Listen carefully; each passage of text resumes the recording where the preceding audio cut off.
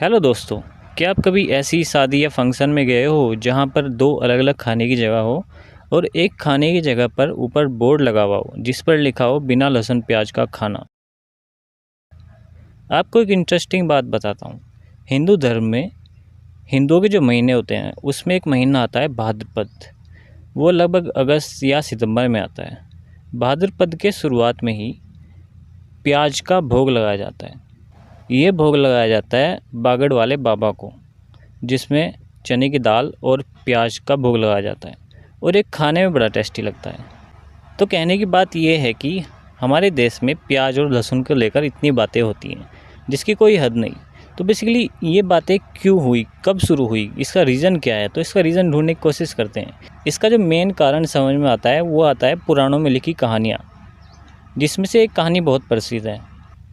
समुद्र मंथन के समय जब अमृत कलश निकला, अमृत कलश को लेकर देवताओं और असुरों में विवाद हो गया।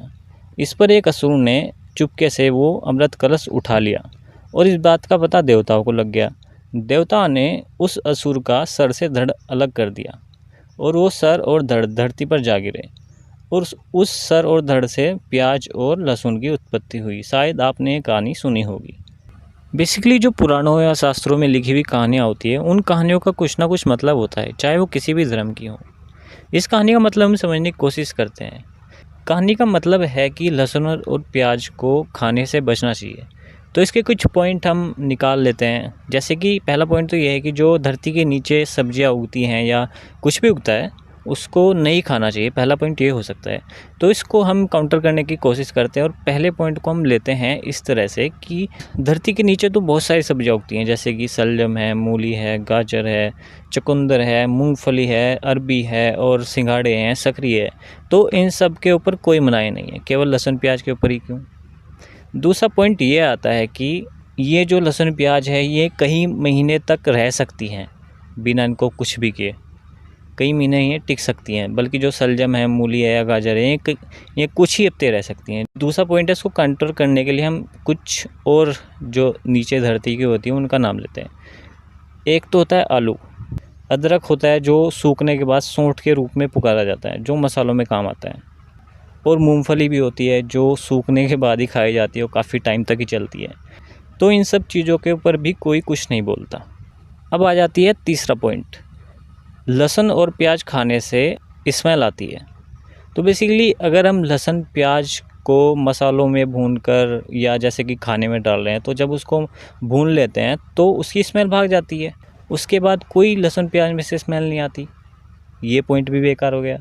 चौथा पॉइंट आता है कि लहसुन प्याज को खाने में डालने से उसका टेस्ट बढ़ जाता है और उस टेस्ट की वजह से मन उस खाने की तरफ आकर्षित हो सकता है, जो कि किसी आध्यात्मिक आदमी के लिए सही नहीं है।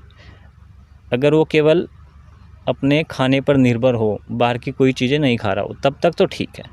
जैसे कि आजकल होता है कि लोग सुबह से शाम तक पैकेट फूड खाएंगे, जंक फूड खाएंगे, फास्ट फूड खाएंगे, ड्रिंक्स पिएंगे और उनमें से ज़्यादातर लोग अपने घर जाकर रात को कहेंगे कि मैं लहसुन प्याज का बना हुआ खाना नहीं खाऊंगा, क्योंकि ये तामसिक या रासिक होता है। अब उन लोगों को कौन समझाए कि जितना आप दिन भर में ठूस लेते हो अपने भीतर, उससे कहीं गुना कम तो ये टेस्ट होता है, इसका टेस्ट होता है, जो कि बहुत कम प्रभाव डालता है हमारे मन पे। और जो बाहर की चीज़ें हैं वो तो बहुत ही गलत प्रभाव डालती है हमारे मन पे। उससे तो हम बहुत रासिक और तामसिक हो जाते हैं कई गुना प्याज और लहसुन से। पर इन लोगों को पता ही नहीं होता कि ये भेड़ चाल में चल रहे होते हैं। किसी ने कुछ कह दिया वही बात मान लेते हैं, बिना किसी लॉजिक के, बिना कोई कारण लगाए, बिना कोई समझ के। बेसिकली लहसुन प्याज के बहुत सारे फ़ायदे भी होते हैं।